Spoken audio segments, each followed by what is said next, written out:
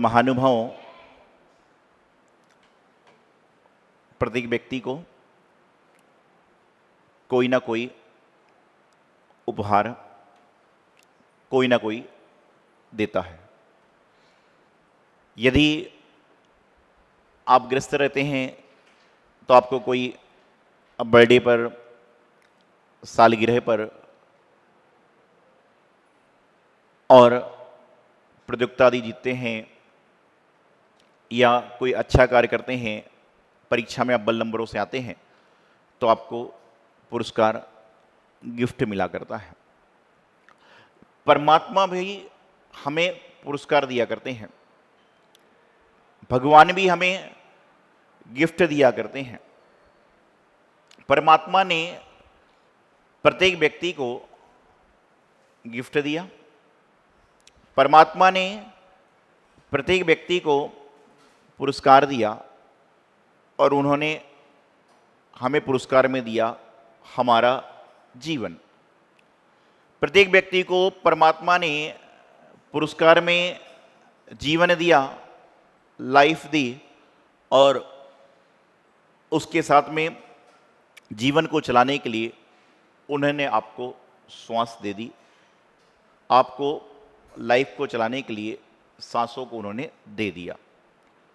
जिस तरह से यदि आप घर में होते हैं, यदि आपको कोई व्यक्ति खाने की कोई वस्तु लाकर गिफ्ट में देता है, तो अब आपके हाथ में हुआ करता है कि उस खाने की वस्तु को आप खोलकर टेस्ट करो या रखा रखा खराब कर उसको बेस्ट कर दो। टेस्ट करना या बेस्ट करना यह आपके हाथों में हुआ करता है। उसी प्रकार से परमात्मा ने आपको सांसें दे दी, आपको जीवन चलाने के लिए आपको जीवन में सांसें दे दी। अब उन सांसों का आपके हाथ में है, आपको किस तरह से इस्तेमाल करना है, उन श्वासों को आपको किस ओर चलाना है।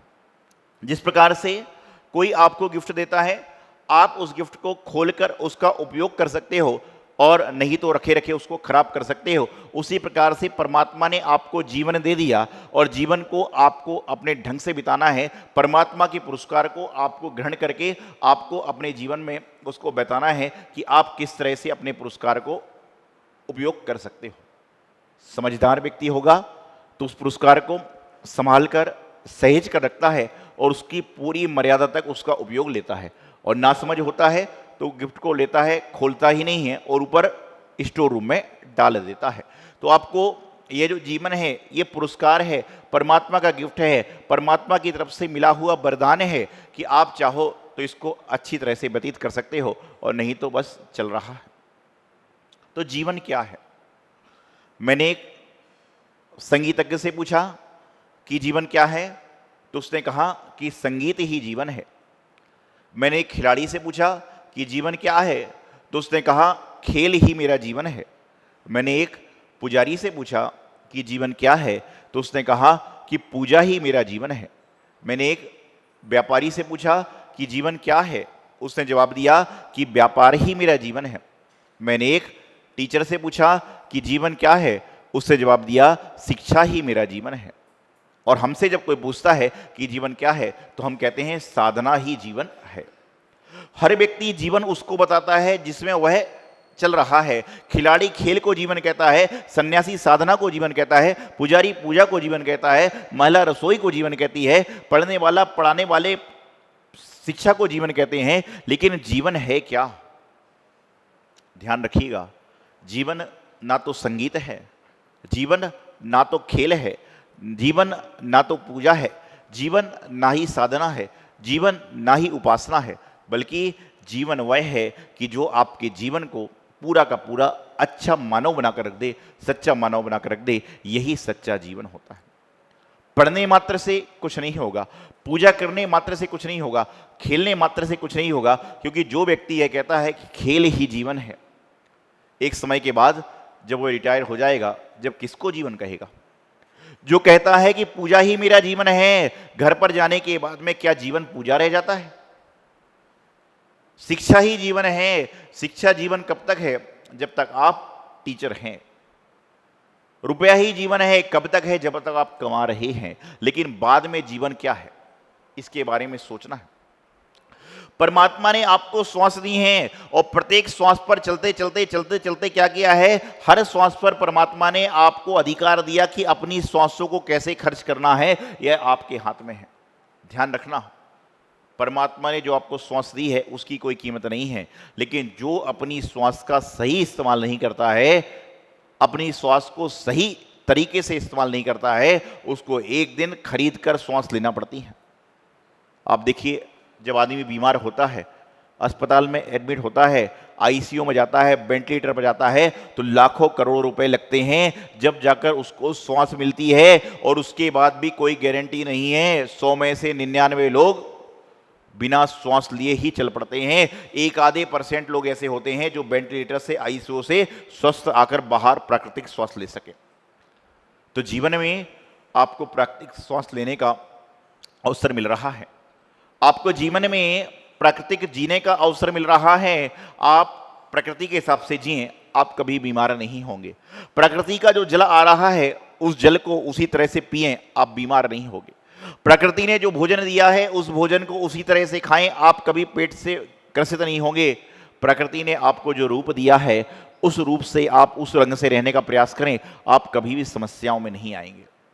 ध्यान रखना, मैं अक्सर कहता हूं कि आप लाख छुपाओ छुप ना रहे, छुप ना सकेगा राज हो कितना गहरा। लाख छुपाओ छुप ना सकेगा राज हो कितना गहरा।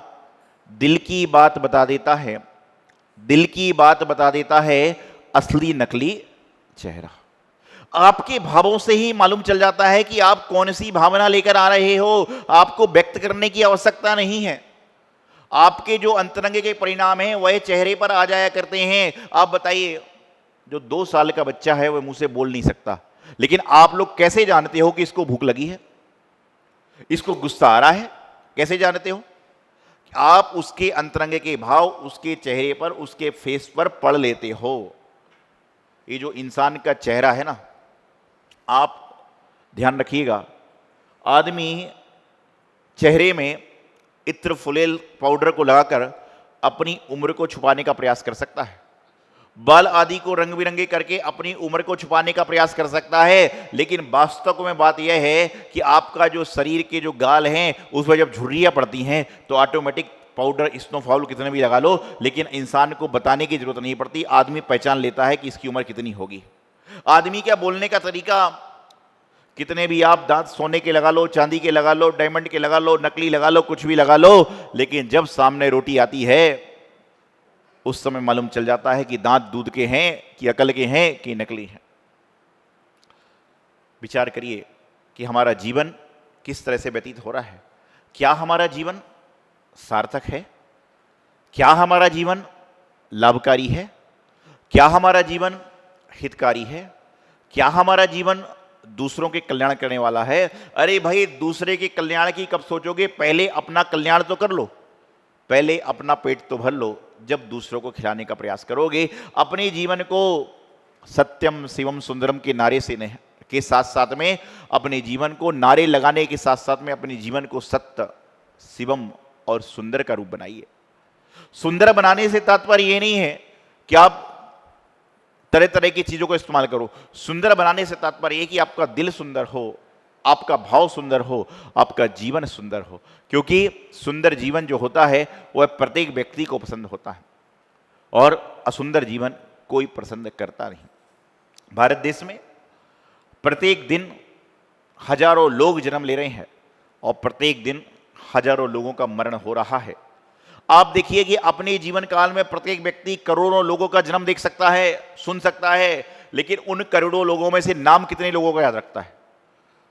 उन करोड़ों लोगों में से नाम कितने लोगों का याद रखता है? तो उनका नाम रखता है जिनसे उसका संबंध है, जिससे उनका जान पहचान है। लेकिन उन लाखों लोगों में, उन हजारों लोगों में जिनका नाम याद रखता है, उनमें से कितने लोगों को नमस्कार करता है? मुश्किल से आज मैं आपसे कहूं कि आप अपने जीवन में कितने लोगों को नमस्कार करते हो? तो आप 2400 भगवान के नाम ले लोगे, जिनवाणी के नाम लोगे, गौतम गणधर आदि के नाम लोगे, गुरुओं के नाम ले लोगे, 100 से ज्यादा आगे बढ़ना मुश्किल है।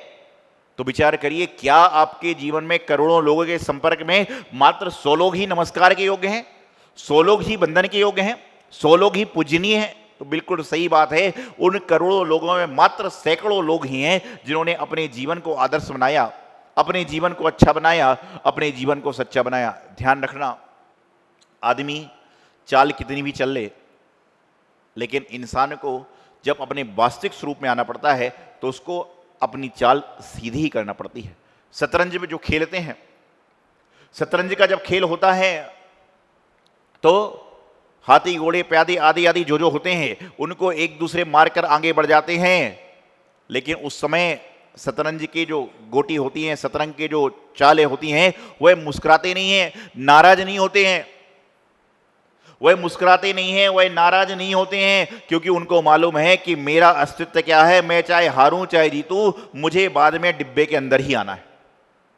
शतरंज की गोटी जो होती है चाहे कैसी भी चाल चले, लेकिन बाद में उसको डिब्बे के अंदर ही पहुंचना है। इसी प्रकार से ये जो हमारा जीवन है, एक ना एक दिन डिब्बे के अंदर पैक हो जाएगा। एक ना एक दिन अस्थि जो है वह कलश के अंदर भर के आ जाएगी। और यही वास्तविक जीवन है कि जीवन का सार है, कितना भी खेलो, कितना भी कूदो, कितना भी गलत बोलो, कितना भी अच्छा बोलो, लेकिन अंत में मिट्टी ही होना है।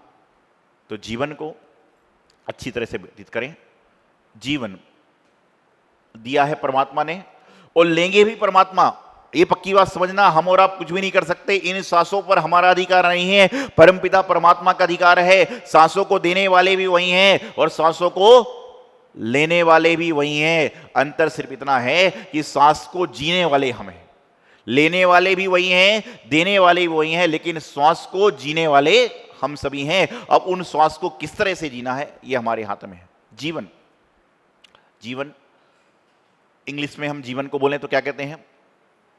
लाइफ। देखिए, लाइफ, वाइफ और चाकू को क्या बोलते हैं इंग्लिश में? नाइफ। लाइफ, वाइफ और नाइफ तीनों में बड़ा अंतर हो जाता है। आप सब तो अच्छे लोग हैं। लाइफ, वाइफ और नाइफ में बड़ा अंतर हो जाता है कि पहले लाइफ मिलती है, पहले लाइफ मिलती है, फिर वाइफ आती है और उसके हाथ में, उसके बाद में हाथ में, अभी आप लोग बोल रहे हैं क्या बोलते हैं उसको, चाकू को इंग्लिश में? नाइफ। पहले लाइफ मिलती है, फिर वाइफ आती है और उसके बाद में नाइफ आती है। अरे ऐसा नहीं कि चक्कू मारने हैं, वाइफ आने के बाद में तो टमाटर सुधारना सीखते हो, माँ ने कभी नहीं सिखाया। तो मैं आपको बताना चाह रहा हूं कि लाइफ, लाइफ जो है ये 4 अक्षर से मिलकर एक शब्द बनता है, L, I, F और E। L से होता है लेसन, कि आपका जीवन लेसन है, आपका जीवन एक अध्याय है, लेसन है, सीखने की कला है। आप कहते हैं ना मुझे लेसन मत दो, लेकिन आपका लाइफ से L जो है वह एक लेसन है, सीखने की प्रक्रिया है, और इस सीखने की प्रक्रिया को आपको हमेशा चलाते रहना चाहिए। I से इमीडिएट, तुरंत, लेसन को तुरंत सीखो, देर मत करो। F से फास्ट, L से लेसन, I से इमीडिएट, F से फास्ट की एकदम फास्ट तेज गति से सीखो।